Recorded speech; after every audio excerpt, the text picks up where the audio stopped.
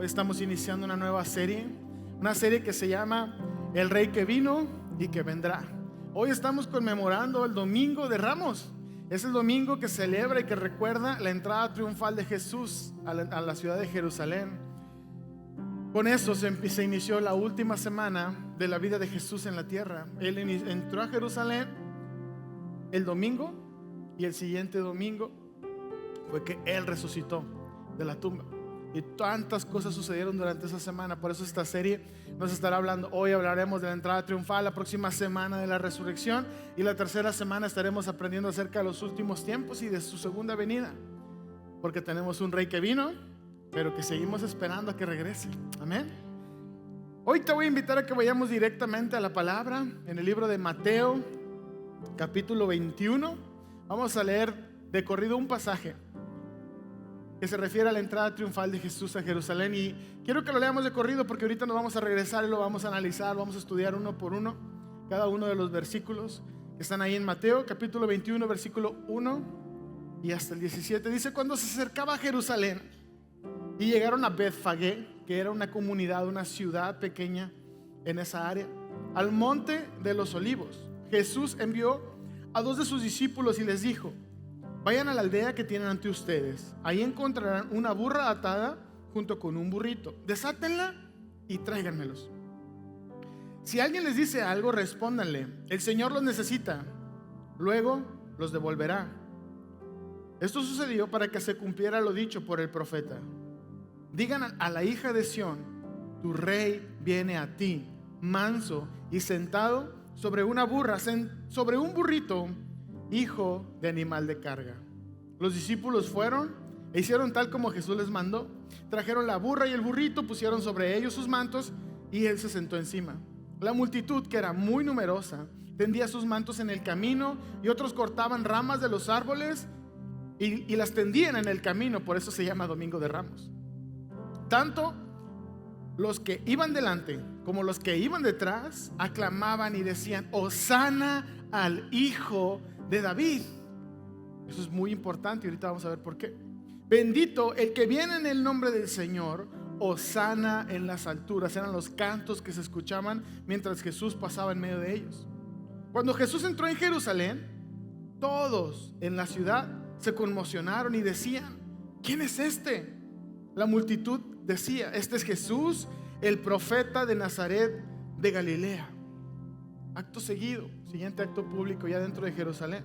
Dice: al entrar Jesús en el templo de Dios, expulsó de ahí a todos los que vendían y compraban en el templo, y volcó las mesas de los cambistas, las sillas de los que vendían palomas, y les dijo: está escrito, mi casa será llamada casa de oración, pero ustedes la han hecho de ella una cueva de ladrones. Mientras Jesús estaba en el templo, algunos ciegos y cojos se acercaron y Él los sanó. Al ver las cosas maravillosas que hacía y que los muchachos lo aclamaban en el templo y decían: Hosana al Hijo de David, los principales sacerdotes, los escribas, se indignaron y le dijeron: ¿oyes lo que estos dicen? Y Jesús les dijo: ¿lo oigo? ¿Acaso ustedes nunca leyeron: de la boca de los niños y de los que maman perfeccionaste la alabanza? Y dejándolos, se fue de la ciudad a Betania, donde pasó la noche. Este es el pasaje completo de lo que se trata el mensaje el día de hoy. Pero como los que están pasando Crece o ya pasaron Crece saben, estamos aprendiendo que la mejor forma de aprender de una parte de la Biblia es analizando el contexto, ¿no? Y eso es lo que quisiera que platiquemos ahorita, antes de entrar al punto principal, el contexto de lo que está sucediendo. Y quiero que pensemos: esta es la última semana de la vida de Jesús, ¿ok? Este acto marca la entrada triunfal a la ciudad de Jerusalén, donde Jesús sabía que iba a ser comploteado e iba a ser llevado a la cruz. Se iban a poner de acuerdo las autoridades del templo para ejecutarlo, para rodearlo y para llevarlo a la cruz. Jesús viene en esos días viajando desde Jericó. El contexto en otros evangelios nos dice que Él salió de Jericó. Y en Jericó, saliendo de Jericó, que era otra ciudad un poco lejana de esa área, Él estuvo ahí, y cuando salió de ahí sucedió algo bien importante y relevante para lo que acabamos de leer. Y eso lo vamos a leer en el libro de Mateo, en el capítulo 20, que es un capítulo antes, ¿no? Lo que estaba sucediendo. Dice: cuando salieron de Jericó, una gran multitud seguía a Jesús. Y es importante que empecemos a entender lo que está sucediendo. Él está saliendo de la ciudad y ya un montón de gente viene con él. Jesús ya estaba llegando a ese punto en el que era súper popular. Jesús en algunos momentos trataba de que su fama no fuera tan grande todavía. Él sanó a varias personas y les dijo: ve, pero no le digas a nadie lo que pasó. Casi nadie le hacía caso. Todo el mundo iba y decía: Jesús me sanó. Pero él estaba tratando, porque él sabía que su fama en algún punto tendría que llegar a un nivel en el cual amenazaría a las autoridades espirituales, y ellos iban a confabular para llevarlo a la cruz, para ejecutarlo, para matarlo. Entonces Jesús contuvo eso todo el tiempo, mientras aún no era el tiempo para hacerlo. Entonces llegó a este punto en el que están saliendo de la ciudad de Jericó, y dice: una gran multitud seguía a Jesús junto al camino. Es decir, el camino, cuando la Biblia se refiere al camino, se refiere a las carreteras, ¿okay? Ya no es dentro de la ciudad, es fuera de la ciudad. Él ya había salido de Jericó, estaban viajando, y junto al camino, dice, estaban sentados dos ciegos que al oír que Jesús pasaba, gritaron. Ojo con lo que gritaron, porque es súper importante: Señor, Hijo de David, ten misericordia de nosotros. La gente los reprendía para que se callaran, porque lo que estaban gritando eran palabras mayores, y ahorita vamos a verlo. La gente los reprendía para que se callaran. Le dice: hey, cálmense, no le digan así. Dice: pero ellos gritaban aún más: Señor, Hijo de David, ten misericordia de nosotros. Entonces Jesús se detuvo, llamó a los ciegos y les preguntó: ¿qué quieren que les haga? Lo que Jesús acaba de hacer es acaba de reconocer y acaba de aceptar que le llamen Hijo de David. Súper importante. Es como cuando tú vas por la calle, ¿no? De repente vas bien campante y dicen: tú, el gordito. Y no quieres voltear, ¿verdad? Porque no quieres ser tú el gordito. Pero cuando dicen: guapo, adiós guapo, y volteas y ni te hablan a ti, tú estás así como que... Porque estás aceptando lo que están gritando, ¿no? Jesús hizo eso, le dijeron: Hijo de David, ten misericordia. Y él se detuvo y atendió al llamado. ¿Por qué es tan relevante esto? Porque ese momento que estamos leyendo, es la primera vez que él públicamente acepta que le llamen Hijo de David. En otro evangelio, en el evangelio de Marcos narra este mismo pasaje, pero él se refiere al ciego Bartimeo, así se llamaba el ciego. Es exactamente el mismo pasaje, solamente que él menciona el ciego Bartimeo, no menciona que fueron dos ciegos. Y la razón que se piensa que hay esta diferencia entre los dos evangelios es que es muy sencilla. Simplemente Mateo fue un testigo ocular de la escena. Mateo estaba ahí con Jesús, Mateo vio a los dos ciegos.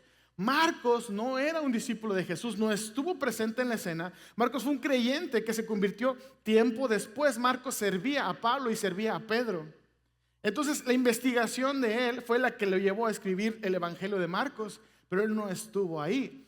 Es bien importante porque muy probablemente lo que Marcos estaba narrando en el capítulo 10 de su evangelio era porque él conocía la historia de Bartimeo. Tal vez posiblemente tiempo después, en ese momento que Marcos está investigando, Bartimeo era un gran seguidor de Jesús, predicaba y compartía. Pero lo que Marcos está señalando es a la conversión de Bartimeo, cuando Bartimeo fue sanado y cuando empezó a seguir a Jesús. No necesariamente que se contradigan, simplemente es que los dos pasajes tienen diferentes puntos de vista, pero es el mismo pasaje. Y lo importante aquí no fue que si eran dos o que si era uno, lo importante aquí es que se aclamaba a Jesús y se le nombró, se le asignó el título de Hijo de David. Ahora, ¿por qué es esto importante? Porque el título de Hijo de David solamente se refería al trono, al descendiente que había de perpetuar el trono del rey David. porque esa fue una promesa que Dios le dio a David a través del profeta Natán. Le dijo que su trono sería perpetuo y que su descendencia iba a reinar. Entonces, el decirle hijo de David a Jesús le señalaba como el enviado, como el Mesías, como el ungido, como aquel que había de venir, que había sido profetizado y que iba a liberar al pueblo de la opresión. Entonces, le dicen hijo de David a Jesús. ¿Por qué? Porque el pueblo de Israel, todos se hacían llamar hijos de Abraham. Porque ser hijo de Abraham hablaba de tu sangre, de tus ancestros, del origen del pueblo de Israel.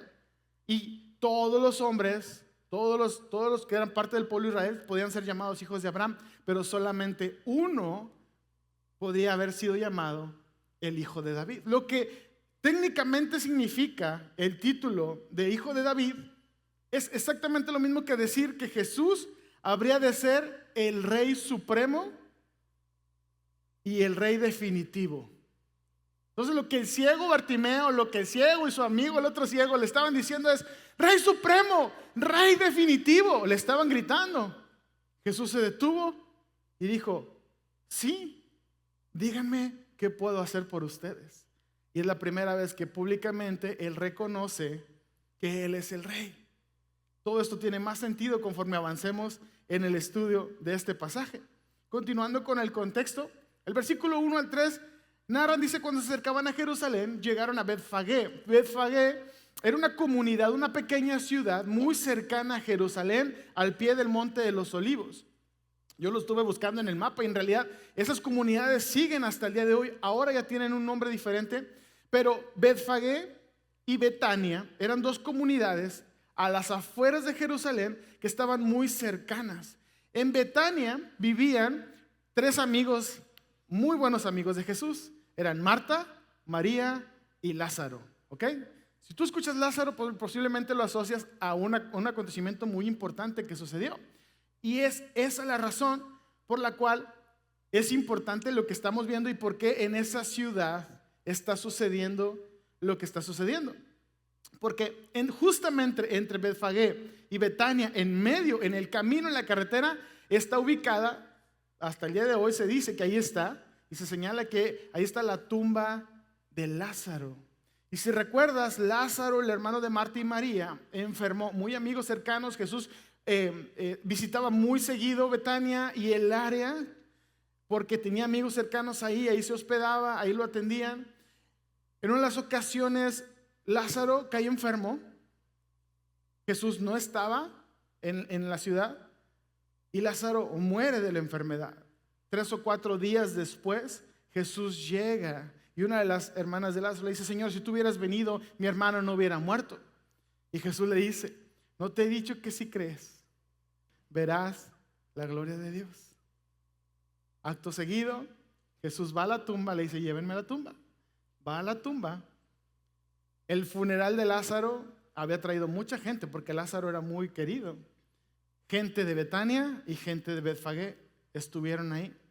Jesús fue a la tumba y llama de la muerte a Lázaro y le dice: Lázaro, ven fuera. Y Lázaro, después de 3 o 4 días que había estado en la tumba muerto, sale de la tumba delante de muchas personas que atestiguaron el milagro de Jesús. Ese milagro lo hizo tan popular porque dejó en claro que él tenía el poder sobre la muerte, que se hizo tan popular, y es por eso que la multitud lo estaba siguiendo. Cuando él va, pasa por ahí, la gente sale a verlo porque todos se enteraron de la muerte de Lázaro. Lo que hizo Jesús al resucitar a Lázaro técnicamente fue aplanar un botón que daba por iniciada la cuenta regresiva hacia su muerte, porque se estaba revelando como el Mesías, se estaba revelando como el Rey, como el Salvador del pueblo. Continuamos en los versículos siguientes, del 4 al 5, dice: esto sucedió para que se cumpliera lo dicho por el profeta. Y la profecía decía: digan a la hija de Sión, tu rey viene a ti, manso y sentado sobre una burra, sobre un burrito, hijo de animal de carga.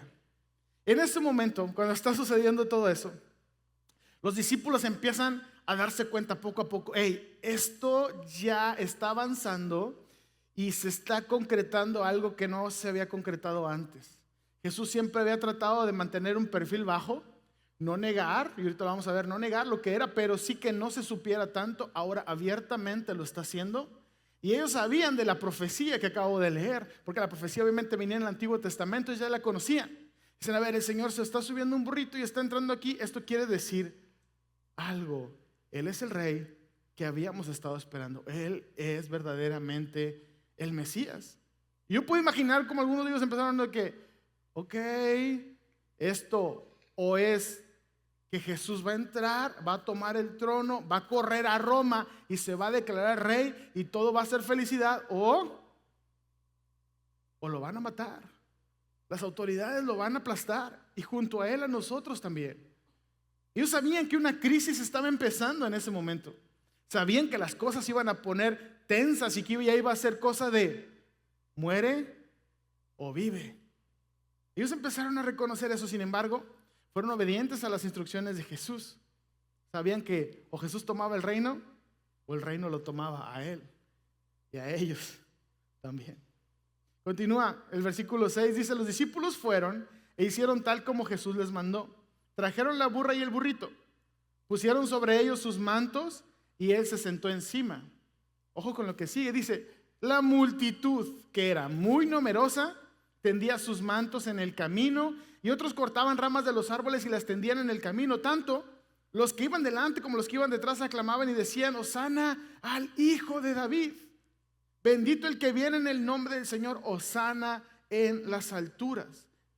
Jesús entró en Jerusalén, dice, cuando Jesús entró en Jerusalén, todos en la ciudad se conmocionaron. ¿Qué quiere decir? Que lo que estábamos leyendo el versículo anterior era la multitud que venía con él de Betania y de Betfagé. Lo acompañaban y ellos fueron los que venían vitoreando y poniendo sus mantos en el suelo y las ramas de los árboles para que él pasara encima, porque a ese punto, dice, ellos ponían sus mantos sobre el camino, nuevamente sobre la carretera, estaban fuera de la ciudad. Y dice, cuando Jesús entró en Jerusalén, todos en la ciudad, la gente que lo recibió no era la gente de Jerusalén, era la gente de Betfagé y de Betania. Dice, todos en la ciudad se conmocionaban y decían, ¿quién es este? Y la multitud, es decir, los que entraron con él, decía, este es Jesús, el profeta de Nazaret de Galilea. Yo siempre imaginé esta escena como que había sido algo espontáneo. Como que, ok, Jesús venía, la gente se empezó a amontonar y de repente a alguien se le ocurrió, oye, pues yo voy a poner mi manto para que el Señor pase. Y empezaron, oye, Hosana al Hijo de David. Como que de una manera, no sé tú, pero yo así me lo había imaginado. Como que fue espontáneo, la gente lo empezó a hacer porque así tenía que ser y Jesús nada más no los cayó y permitió que le reconocieran como rey. Pero la verdad es que analizando estos pasajes, tú te das cuenta que en realidad Jesús siempre tuvo el control total de la situación. Jesús hizo los arreglos y se aseguró de ser proclamado rey. Jesús visitaba muy seguido Betania y Betfagé. Jesús conocía y tenía buenas relaciones en esas comunidades. Yo me acuerdo, no sé si a ti te ha pasado con algún familiar o tu papá o algún tío o tu abuelo, ¿no? Mi papá fue maestro de telesecundaria por muchos años y siempre, la gran parte de su tiempo como maestro, trabajó en comunidades rurales. Entonces, cuando a nosotros nos tocaba ir con mi papá a las comunidades rurales, yo me acuerdo que íbamos por ahí y todo el mundo, profe, ahí va el profe, ¿cómo está? Y todo el mundo, con mi papá era la estrella ahí del ranchito, ¿verdad? Y que bueno, era el profe de la escuela. Entonces, yo podía ver cómo la gente lo reconocía y mi papá conocía a la gente de ahí, ¿no? Entonces, de repente la gente, mire, profe, tengo unos elotitos, ¿no? Y bien padre porque me encantaba porque nos regalaban elotes. Mire, profe, aquí tengo tantito. Y como que la gente lo honraba por la labor que él hacía. Ahora, yo no me imagino que Jesús era menos que eso. Jesús caminaba por Betfagé, caminaba por Betania y todo el mundo lo reconocía. Más aún después de haber resucitado a Lázaro. La gente quería estar con él. Yo me puedo imaginar cómo Jesús conocía a don Pedrito, el de la tienda de la esquina ahí en Betfagé, ¿no? El del ranchito, ¿no? A don Juan el panadero, a Cirilo, el que criaba chivas, no sé. Él sabía quién tenía animales, él sabía quién trabajaba diferentes oficios, él conocía a la gente y la gente lo conocía a él. Me puedo imaginar como Jesús teniendo una conversación y vio una burrita y dijo, ay, tal vez pronto ocupe una de esas. Y no sé, Pánfilo, el dueño de la burra, claro que sí, Señor, cuando tú la necesites, tú cuenta con ella. Dijo, bueno, pronto la voy a necesitar, voy a mandar por ella. A la hora que tú quieras, esa burrita es para ti. ¿Te hace difícil pensar algo así? La Biblia no lo dice, yo me lo estoy imaginando, pero yo creo que así pudo haber sido. Entonces, ¿por qué creo esto? Porque no creo que Jesús haya mandado a robarse una burrita, ¿me explico? O sea, él no mandó a tomar algo que no le pertenecía y sin ni modo, ¿no? Él mandó a los discípulos porque ya sabía que estaba arreglada la cosa. Los discípulos llegaron y andaban desamarrando la burrita. ¿Qué pasó? ¿Qué pasó? El Señor ocupa la burrita. Ah, ok. No hay problema, llévense. Al rato te la regresa, no pasa nada, que se la lleve. Y así pasó, le llevaron la burrita, ¿no? Ahora, ¿por qué es importante todo esto y todo este detalle? Porque Jesús no solamente mandó a Betfagé por la burrita, mandó por la multitud.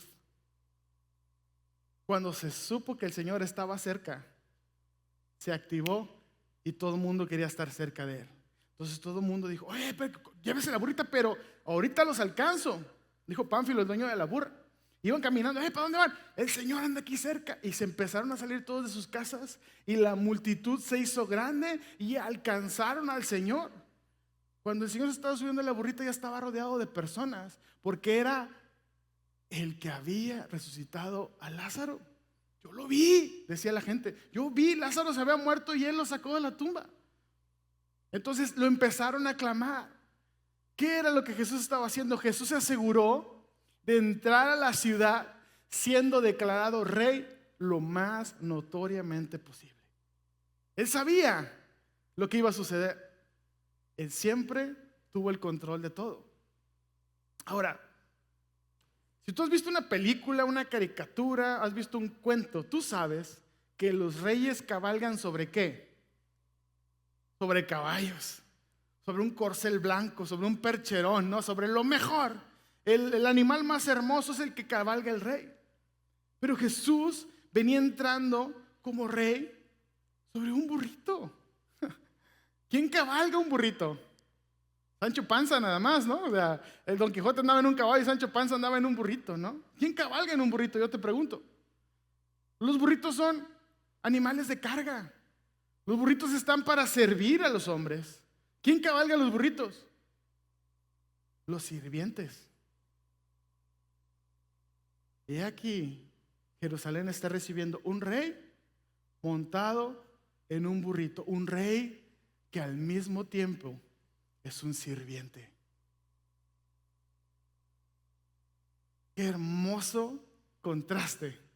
El rey que viene a servir, el rey que tiene un corazón humilde.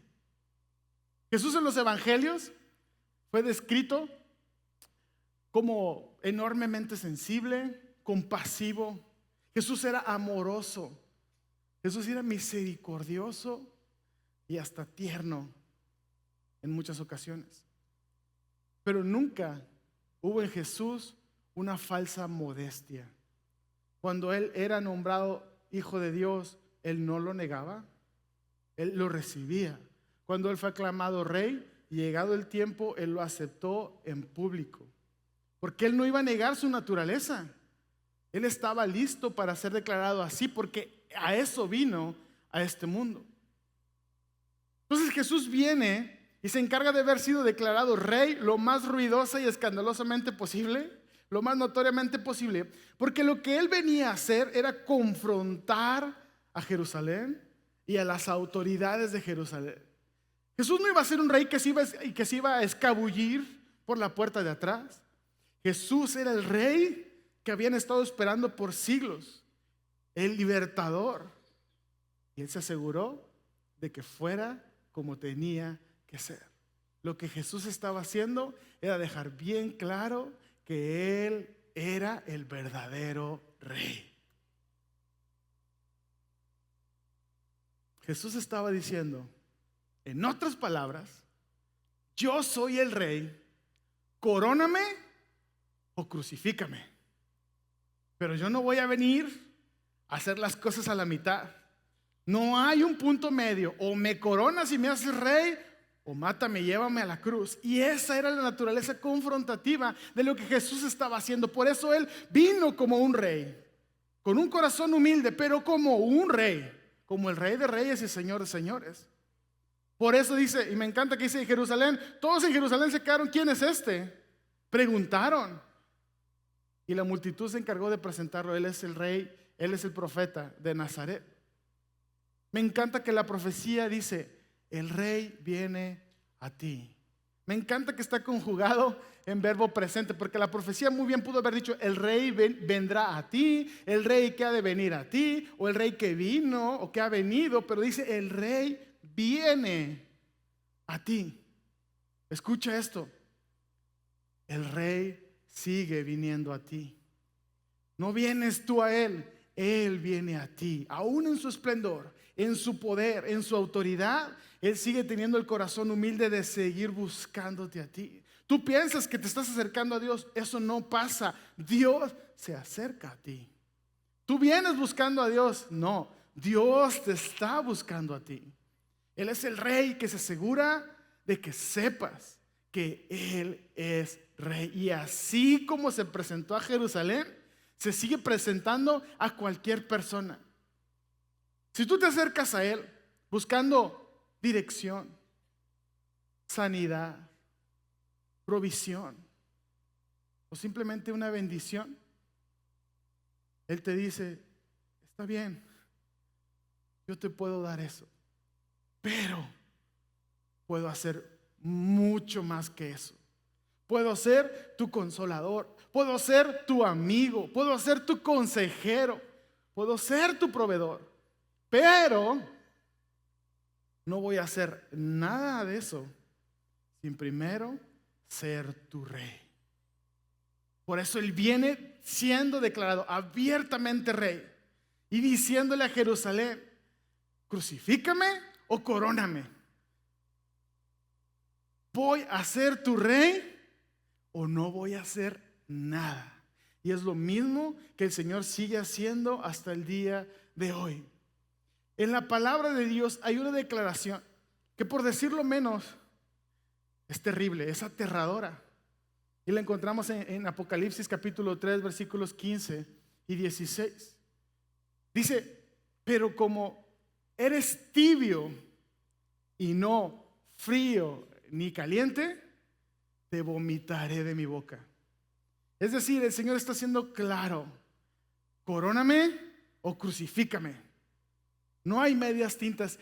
Y muchos de nosotros nos hemos dejado engañar, nos hemos creído la mentira de que podemos vivir en cierta área en medio de el reinado y la voluntad de Dios y lo que nosotros queremos o hacemos. Y muchos de nosotros vivimos engañados navegando en un área que es grisácea, no es blanco o negro, estamos en medio. Pero déjame decirte, es una mentira, eso no existe. Jesús vino y dijo, coróname o crucifícame, acéptame o despréciame, pero no hay tal cosa como un punto medio en eso. Si me desprecias, al menos habrás gritado, reclamado y me habrás hecho a un lado, pero al menos te habrás definido. Yo quiero que me ames, te dice el Señor, o me odies. Yo no quiero simpatizarte. Yo no quiero que tú y yo nos veamos a la distancia y yo te bendigo y tú a veces me obedeces. No, resulta que eso no existe. Con el Señor o lo hacemos nuestro rey o no es nada. Antes de cualquier otra cosa, Él debe de ser proclamado y declarado rey sobre nuestras vidas. El primer acto público que Jesús hizo después de entrar a Jerusalén nos da más dirección y más luz sobre lo que estamos hablando. El primer acto público que Él hace, Él va al templo, la casa de Dios. En ese momento, en el Nuevo Testamento, en esos tiempos, en ese lugar era el único lugar en el que la presencia de Dios estaba. Y Él había hecho del templo su casa. Entonces Jesús va al templo y con un látigo en mano, lo primero que dice, mi casa será llamada casa de oración y ustedes la han convertido en una cueva de ladrones. Con esa autoridad de ser el Dios mismo, Él se proclama y dice: esta es mi casa. Porque la profecía decía: de ese momento, tu casa, el celo por tu casa me consume. Entonces Él entra y voltea las mesas de los que estaban cambiando monedas extranjeras, los que estaban comprando y vendiendo dólares. En aquel tiempo no había dólares, pero era la moneda que usaban ellos, porque solamente con esa moneda se podía comprar el animal para sacrificarlo. Y estaban poniendo unas tasas de cambio altísimas y aprovechándose de la gente que iba. Ellos estaban haciendo un negocio horrible de lo que estaba sucediendo ahí. Y habían llenado el templo en donde se supone que se deberían escuchar oraciones y alabanzas al Padre. Se escuchaban bramidos de animales y gritos de comerciantes. Por eso Jesús fue y tomó su lugar como Dios, como dueño de la casa, y reacomodó los muebles, ¿no? Quitó las mesas, quitó las sillas y corrió a los comerciantes de ese lugar. La palabra de Dios dice, ¿por qué es importante esto? La palabra de Dios dice que tu cuerpo, mi cuerpo, es el templo del Espíritu Santo. Eso quiere decir que la casa de Dios somos tú y yo, y que Él, como dueño de la casa, puede venir y voltear las mesas de tu corazón, echar fuera los comerciantes de tu corazón y hacer lo que tenga que hacer. Si tú aceptas eso, es porque lo has hecho el Rey de tu vida, porque Él es el Señor de tu vida. Pero hubo en ese día, en el templo, gente que lo rechazó por haber hecho lo que estaba haciendo. Muchas veces en la soberbia, en la arrogancia de nuestro corazón, decimos: Señor, ¿por qué haces esto conmigo? Y cuestionamos la voluntad de Dios en nuestra vida. ¿Por qué tengo que romper esa relación? ¿Por qué tengo que dejar de hacer esto? Yo no quiero estar ahí, yo no quiero hacer eso. Y pensamos que nosotros somos los dueños de la casa, cuando el dueño de la casa es Él. Y tú lo has dejado hacer. Pero esa es la decisión que estamos tomando y que debemos de tomar. O lo haces tu rey, o lo desprecias. O lo coronas, o lo crucificas. Pero esa es la naturaleza confrontativa del Evangelio, del reino de Dios. No hay tal cosa como un punto medio en el cual te puedas quedar y navegar por ahí. Ahora tal vez piensas que todo lo que acabo de decir, ¿te estás de acuerdo? Dices: sí, es que eso es cierto, yo creo que Él es el rey de mi vida, yo estoy seguro que Él es el rey de mi vida y yo hago siempre lo que Él quiere. Y tal vez estás apoyando esa posición. Déjame decirte, asegúrate de que no te vaya a pasar lo que a los 7 hijos de Esceva, que era uno de los sacerdotes en aquel tiempo. Después de que Jesús murió y resucitó, ellos veían que Pablo sanaba enfermos y expulsaba demonios en el nombre de Jesús. Y pensaban que el nombre de Jesús era mágico. No conocían, pero escucharon. Dijeron: oye, si dices en el nombre de Jesús los demonios salen huyendo, vamos a sacar los demonios de aquel hombre que está allá. Eran 7 hermanos y ahí van. Y llegan con el endemoniado y le dicen: en el nombre de Jesús, deja a ese hombre. Y el endemoniado les contesta: conozco a Jesús, sé quién es Pablo, pero ustedes no los conozco.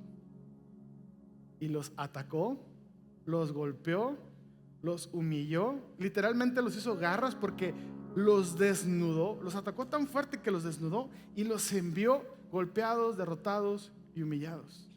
Porque ellos pensaban que el poder, que el nombre de Jesús era mágico y que el poder estaba en recitar el nombre de Jesús. Muchos de nosotros creyentes pensamos que al decir el nombre de Jesús las cosas van a pasar. Pensamos que al venir a la iglesia las cosas pasan automáticamente. Pensamos que si hacemos ciertas cosas Dios está obligado a hacer otra cosa que corresponda a eso. Pero el nombre de Jesús no es mágico, porque el poder de Dios no yace en recitar el nombre de Jesús. El poder de Dios está en su autoridad. Y tú tienes que entender, tenemos que entender, familia, que sin sumisión a la autoridad de Dios no hay poder o bendición. Él es rey de tu vida o no es nada. Pero no hay tal cosa como yo vengo y le pido a Dios, Dios me bendice, pero después regreso y vivo mi vida como yo quiera. Eso no existe. Y si has vivido así aún diciéndote creyente, estás pensando que el nombre de Jesús es mágico, pero no estás viviendo bajo el verdadero poder y la bendición de Dios. Y es claro el mensaje hoy. Jesús viene como el Rey Supremo, el Rey definitivo. Así como llegó a Jerusalén, viene a tu vida y se presenta delante de ti y te dice: acéptame, coróname o crucifícame, pero decídete, porque a los tibios los vomitaré de mi boca. Y va a llegar un momento en el cual, si no tomamos la decisión, va a ser demasiado tarde. Pero hoy estamos a tiempo de definirnos. Y tal vez tú estás aquí por primera vez, nunca habías escuchado una enseñanza como esta. Yo no sé, nunca habías escuchado sobre ese pasaje y la posición del corazón de Dios. Déjame decirte, cuando Jesús entró al templo, el verdadero problema que Jesús enfrentó en el templo era que había un montón de hombres usando a Dios para su propio beneficio. Y eso, por excelencia, pudiera muy bien ser la definición del pecado. Cuando queremos usar a Dios para nuestro propio beneficio, es decir, el esclavo que toma la posición del rey. Tal vez hoy por hoy, esta mañana, anoche tú no dormiste bien. Esta semana tuviste una mala semana. Estás inmerso en ansiedad, en preocupación. Déjame decirte, eso es probablemente resultado porque tú como esclavo estás queriendo tomar la posición de rey y cargando sobre ti la solución de los problemas de tu vida. Eso es por definición el pecado. Pero la salvación, la definición de salvación pudiera muy bien ser el rey que toma la posición del esclavo. Y eso fue lo que Jesús hizo. Eso fue lo que Jesús vino a hacer por ti y por mí. Reconocer que nuestras batallas no son nuestras y entregárselas a Él. Descansar en que su misericordia es real sobre nuestra vida, en que Él ya lo hizo todo en la cruz. Pero hoy por hoy, dice la profecía, el rey viene a ti. Hoy se está presentando delante de ti y tú y yo tenemos que tomar una decisión, como Jerusalén tomó su decisión. Ellos dijeron: crucifícale. ¿Qué vas a decir tú? ¿Qué vas a decir tú? O lo haces tu rey o lo haces a un lado, pero esa es tu decisión. Y tal vez hoy es tu primera vez aquí. Déjame hablarme y dirigirme un momento a todas aquellas personas que tal vez nunca has hecho las paces con Dios, nunca habías escuchado que Él ocupó tu lugar, que tú merecías morir. Lo primero que tienes que hacer es aceptar que tú necesitas de Él. Y para aceptar que tú necesitas de Él, tienes que reconocer que hay pecado en tu vida, de tal manera que tú no te puedes librar a ti mismo de ese pecado. Solamente Él lo pudo hacer. Por eso vino, Dios mismo hecho hombre, vino y ocupó el lugar que nos correspondía a nosotros, el de la muerte, porque la paga del pecado es la muerte. Pero si tú hoy tienes la humildad para reconocer que hay pecado en tu vida, tienes la humildad para pedirle a Él que te perdone, dice la palabra de Dios que entonces la salvación viene a tu vida y tienes una esperanza de vida eterna en su presencia y eres librado de la condenación. Ya no hay más condenación para el que está en Jesús. Y si esa es tu decisión el día de hoy, yo sé que no es fácil, es una gran decisión, pero también sé que vale completamente la pena creer que hubo un rey que dio su vida por ti, que murió pero que resucitó el tercer día y hoy vive perpetuando el trono. Él es el Rey de Reyes y Señor de Señores. ¿Lo aceptas o lo rechazas? Esa es tu decisión. Si hay alguien aquí que quisiera aceptar a Jesús como su Rey en su vida, tal vez por primera vez en su vida pedirle perdón a Dios por su pecado, estás en el lugar correcto. estás en la iglesia, estás en el momento correcto, en el que el Señor está tocando a la puerta de tu corazón. Y Él dijo: aquí yo toco a la puerta. Si alguien me abre, yo entro y cenaré con Él y Él cenará conmigo. Habla de relación y de intimidad. El Señor quiere tener una relación íntima contigo. No una religión de domingo, pero una de todos los días. Si hay alguien aquí, levanta tu mano. Todos cerremos nuestros ojos. Deja tu mano arriba, por favor. Si tú quieres hacer esa oración, es creer por primera vez en Jesucristo, deja tu mano arriba, por favor, y queremos orar contigo. Todos en este lugar cerramos nuestros ojos. Empezamos a interceder por esas personas que están tomando esa decisión. Si tú has levantado tu mano, sigue esta oración conmigo. Te voy a guiar en esta oración. Hazla de todo corazón. Que genuinamente digas esas palabras. Dile: Señor Jesús, yo te pido perdón por todo mi pecado. Hoy reconozco que necesito de ti. Hoy, Señor, yo quiero vivir para ti. Te entrego mi vida. Sé tú el Rey de mi vida a partir de este momento. Gracias. Yo recibo tu perdón. Yo recibo la paz. Y creo, Señor, que tú me haces tu hijo a partir del día de hoy. Gracias por tu amor y tu misericordia. En el nombre de Jesús. Amén. Si hiciste esa oración de manera genuina y con todo tu corazón, puedes estar seguro que el Señor te ha hecho su hijo, su hija en este momento. Que hay salvación para ti, hay esperanza de vida eterna para ti, hay una nueva vida, un nuevo comienzo, un nuevo nacimiento. Ya no hay condenación para ti porque Él lo llevó todo en la cruz. Y eso nos llena de esperanza y celebramos la decisión que has tomado. Gracias por tomar esa decisión. Ahora permítenos acompañarte. Si esa es la decisión que estás tomando en tu vida por primera vez, queremos tener contacto contigo como iglesia, acompañarte. Los pastores queremos estar cerca de ti en este proceso y enseñarte. Si te es posible en este momento, saca tu celular, manda la palabra vida al número que está apareciendo en la pantalla. De esa manera haremos el contacto directo y podemos seguir en comunicación. Si no lo puedes hacer, de todas maneras, al terminar el servicio, acompáñanos al módulo de Crece. Ahí va a estar el pastor Jorge listo para entregarte una cajita con recursos y material que queremos que lleves, que conozcas como nuevo creyente. Queremos acompañarte en eso. Queremos involucrarte a Crece. Queremos que crezcas. Eres como un bebé recién nacido y queremos cuidar de ti y acompañarte en ese proceso. Gracias por esa decisión y felicidades.